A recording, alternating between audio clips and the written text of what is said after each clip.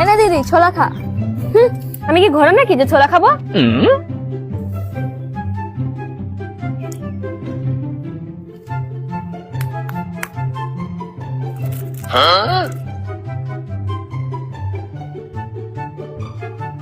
এনে বিস্কুট খাবি নাকি?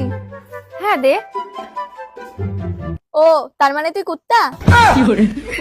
ये मैं गाली नहीं दे सकता, गाली नहीं देना। फैमिली फैमिली देख। আরে দোকানের ভিতরে তো কাউকে দেখতে পাচ্ছি না।